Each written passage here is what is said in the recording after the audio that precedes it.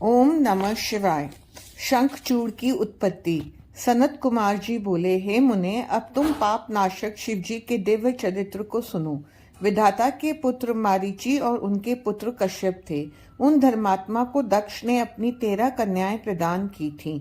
कश्यप जी की उन 13 पत्नियों में से एक का नाम दनु था, जो परम साध्वी, रूपवती तथा सौभाग्यवती थी। उसके बाद उसके बहुत पुत्र हुए। उनमें विप्रचित नामक एक पुत्र बड़ा बली तथा पराक्रमी था। उसका एक पुत्र दंभमान था, जो बड़ा विष्णु भक्त धार्मिक था। उसके कोई पुत्र नहीं हुआ तो उसने शुक्राचार्य से कृष्ण मंत्र की दीक्षा लेकर 1 लाख वर्ष तक पुष्कर में तप किया। उसके तप से तृप्त हुए देवता ब्रह्मा जी के साथ विष्णु भगवान के पास पहुंचे। विष्णु जी ने उन्हें समझाया कि डरो मत, मेरा भक्त दंभ नामक दानव पुत्र प्राप्ति के लिए तप कर रहा है। मैं उसे वरदान से निवृत्त कर दूंगा। ये सुनकर संतुष्ट हो देवता अपने लोक को चले आए। इसके उपरांत विष्णु भगवान वरदान देने पुष्कर गए।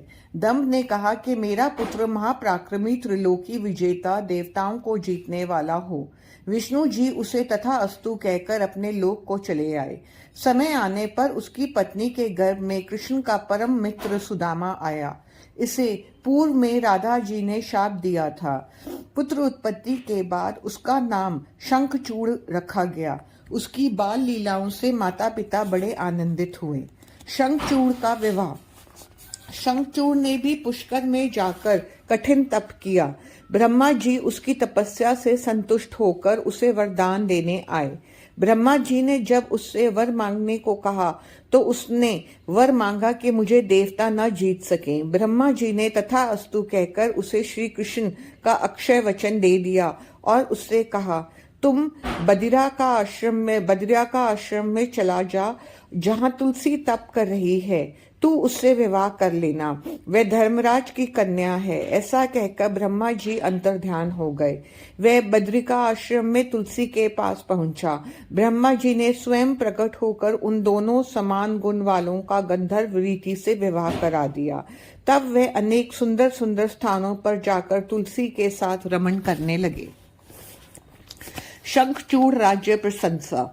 इस प्रकार तुलसी के साथ विवाह करके वह शंखचूड़ अपने घर में आया। कुल गुरु शुक्राचार्य ने श्रेष्ठ आशीर्वाद दिए।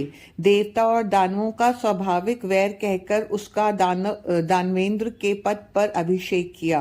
वह दैत्यों और दानवों की बड़ी भारी सेना लेकर इंद्र को जीतने के लिए गया। उस समय उसकी महान शोभा थी। इंद्र के साथ बड़ा भारी संग्राम हुआ। उसके तेज के आगे देव सेना भाग खड़ी हुई। देवता लोग गुफाओं और कंदराओं में जाकर छिप गए। महाप्रतापी शंखचूड़ ने देवताओं का हरण कर लिया। त्रिलोक्य उसके वश में हो गया। वह यज्ञ भाग छीनकर स्वयं ही इंद्र बन गया। सूर्य, चंद्रमा, इंद्र, कुबेर आदि सभी देवता उसके वश में थे। शंखचूड़ गोलोकवासी श्री कृष्ण का बड़ा भारी मित्र तथा भक्त था। वह पूर्व जन्म के शाप से दानव योनि को प्राप्त हुआ था, लेकिन उसकी बुद्धि दानवों की सी न थी। सभी पराजित देवता ब्रह्मा जी के पास गए। सारा वृत्तांत उन्हें सुनाया। ब्रह्मा जी वैकुंठ लोक में उन्हें लिवाकर ले गए। सभी ने विष्णु भगवान की स्तुति की।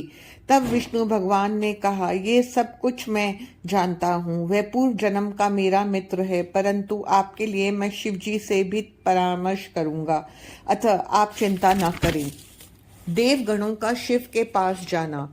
विष्णु भगवान ब्रह्मादिक देवताओं को साथ लेकर शिव लोक में गए। वहां त्रिनेत्रधारी शिव को देखा। उनकी अपूर्व छटा थी।